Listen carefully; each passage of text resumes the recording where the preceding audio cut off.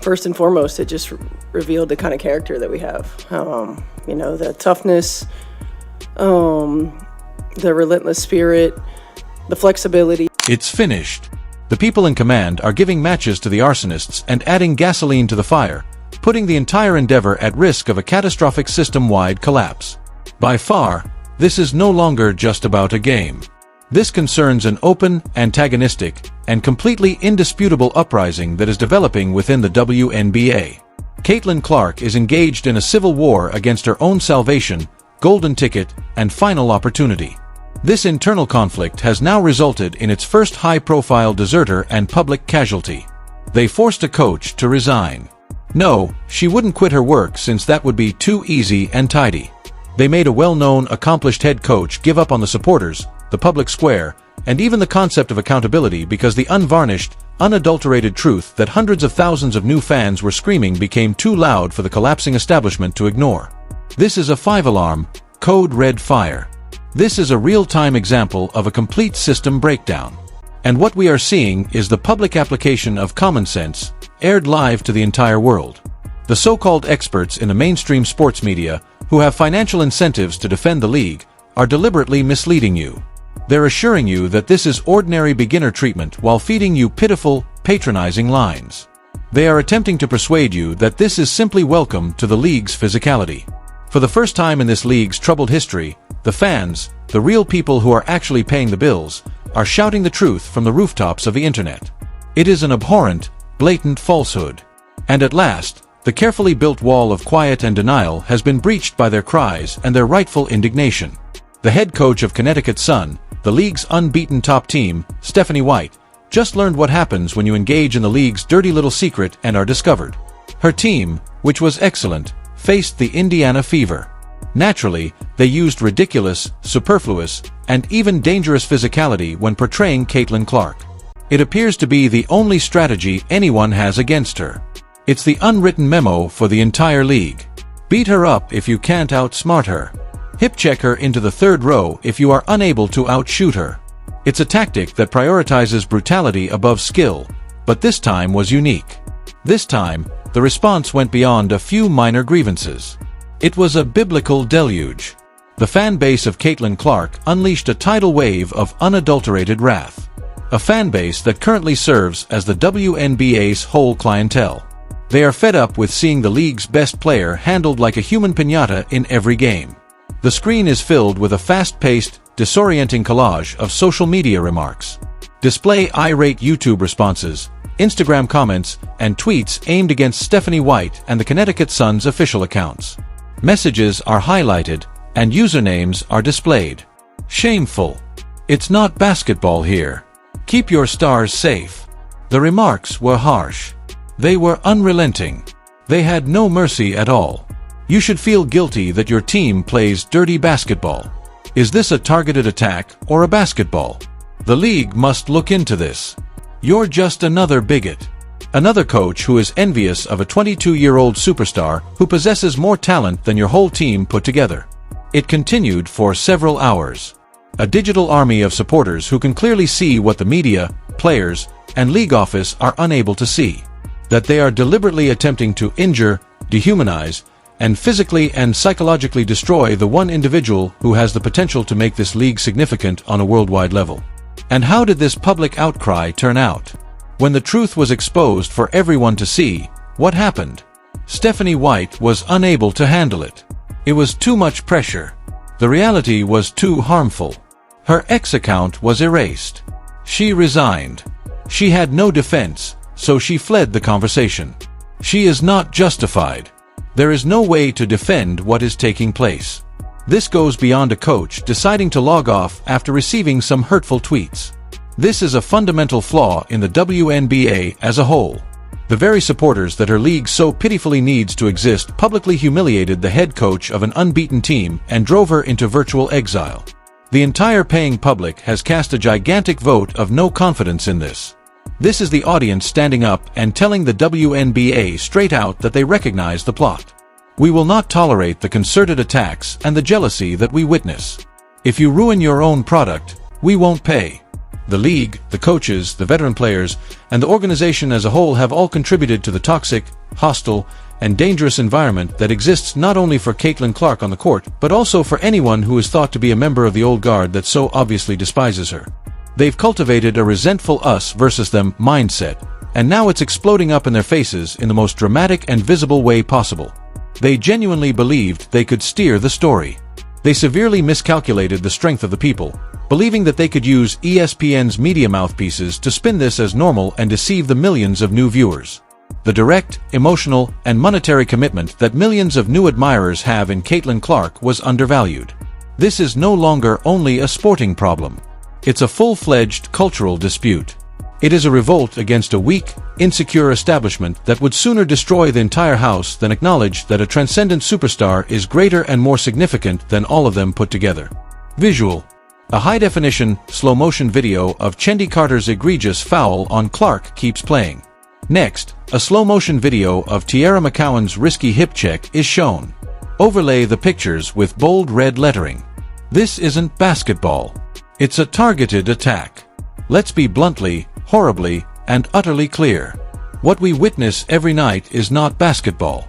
It's a well-planned campaign of physical intimidation that is actively supported by the repulsive envy of seasoned players who can't abide that a rookie is receiving all the attention they were never able to, as well as implicitly approved by the league office's dead silence. They don't work in tandem with her. They attack her. She is not boxed out by them. When the referees aren't looking, they push her to the ground. What about the referees? They have either received their marching orders from higher up, are completely incompetent, or are complicit in this effort. No other rational reason exists. Everybody has witnessed it on a daily basis. The off-ball shoves, the cheap shots, and the persistent gripping and grabbing. It is indisputable. People like Stephanie White are the ones who enable it, and it is a shame to the sport. Like every other coach this season, her strategy is based on a single, pitiful concept. Caitlin Clark should be physically punished until she breaks.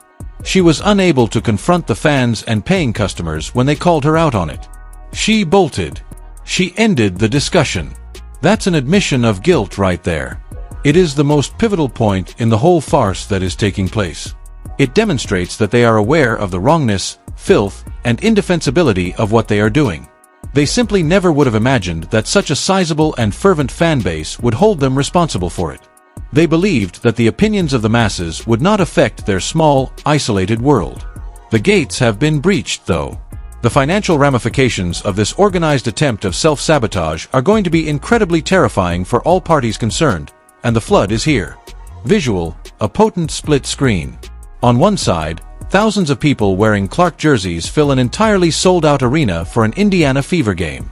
On the opposite side is archive video of a quiet, lifeless, half-empty WNBA arena from a past season. Remembering the realities of this league only 6 months ago is important. In essence, the WNBA was a charity case. Playing in front of friends, family, and a small group of devoted supporters, it was a league supported by the NBA for decades, a financial black hole that was losing money every year. It was a specialized product with no appeal to the general public.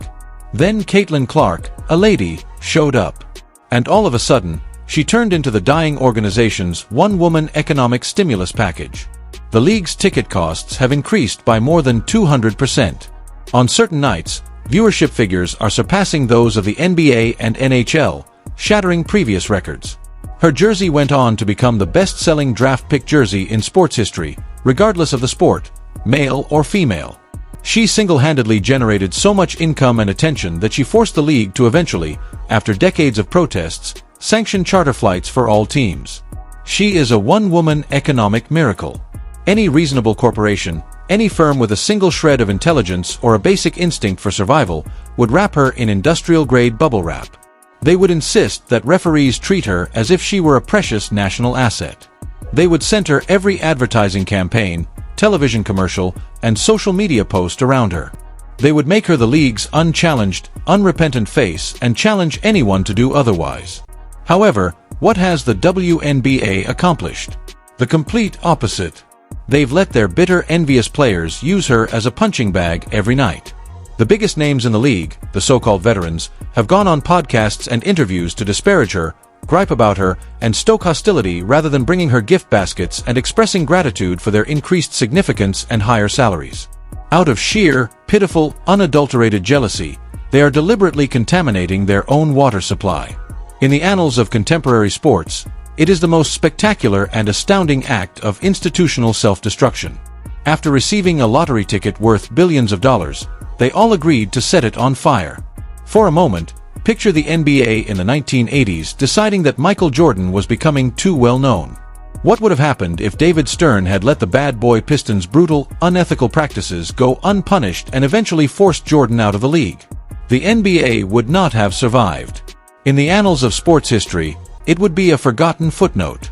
The WNBA is currently perched on just that precipice. They are deliberately choosing to be the Detroit Pistons, and they are living their Michael Jordan moment. There are many players, coaches, and executives in the league who would prefer to govern over a kingdom of ashes than witness a new queen legitimately ascend to the throne. And it's all visible to the wealthy and influential fans. Since the mainstream media won't, I would like to read what you have to say. They are too cowardly. They don't want to upset their league partners. But now, the only thing that counts are your voices. Visual. One by one, the full-screen tweets and YouTube comments are emphasized for maximum impact. This is a comment from Jayhawks Fan 88. The best evidence is Stephanie White's account deletion. Last year, she was the Fever's coach. She is familiar with the appearance of a generational celebrity. Now that she is leading an unbeaten squad, her strategy is to have them attack Clark. She was called out and dismissed like a cheap suit. Cowardly. This is an additional one from Sarah P. 22. It is no longer even concealed. It is a league-wide conspiracy. The veterinarians fear being forgotten and replaced. Because the league management is weak and afraid of its own players, the WNBA is allowing them to get away with abuse. And this one from Real Talk Sports Guy encapsulates everything. The WNBA will go bankrupt in 3 years if Adam Silver and the NBA Board of Governors don't take action and clean things up. You can't promote a superstar and then allow the other staff members to disparage her on national television. It's an enormous financial, PR, and HR disaster. This is the reality. The WNBA League Administration is making a valiant effort to disregard this unvarnished fact. However, a revolution cannot be disregarded. Stephanie White had to learn that the hard way. Her leaving the public square serves as a metaphor for the pitiful state of the entire system. They don't know the solutions. They are not justified.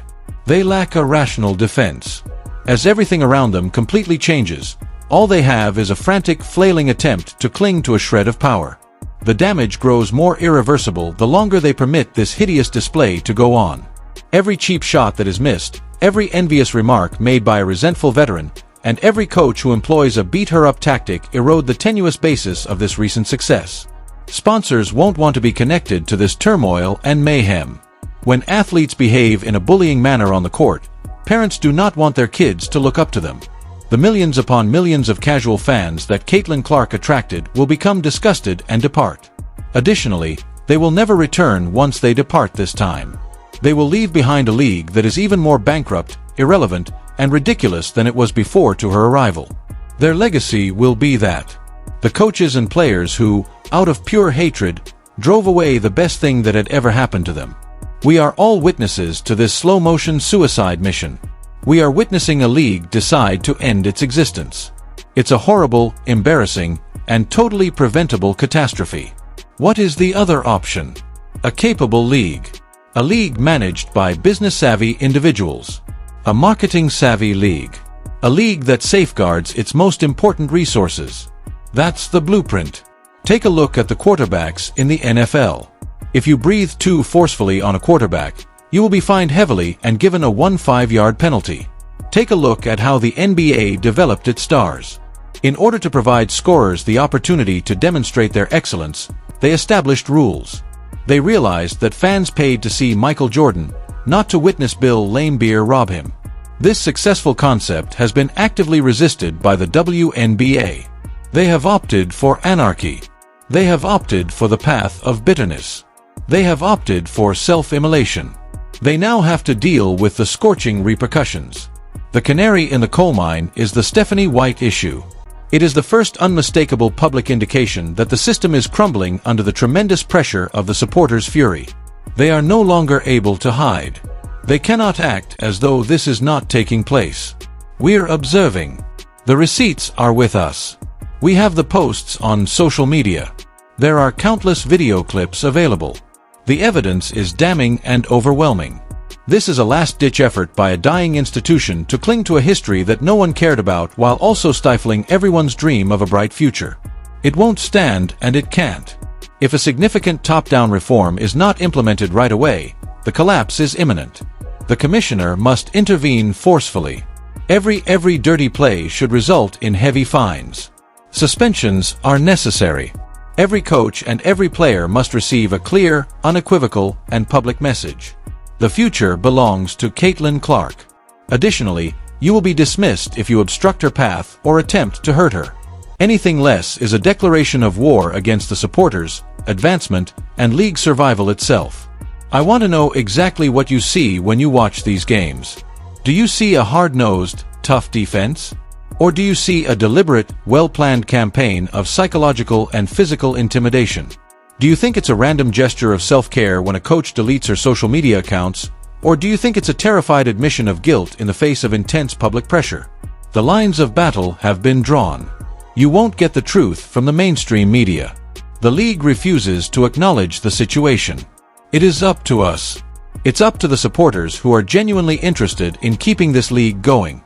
Your voice is more important than ever, so please let me know in the comments section right now. Do you support Caitlin Clark and the future of sports, or do you support the deteriorating, self-destructive, and envious establishment that is frantically attempting to destroy her before she can even begin? You have the option.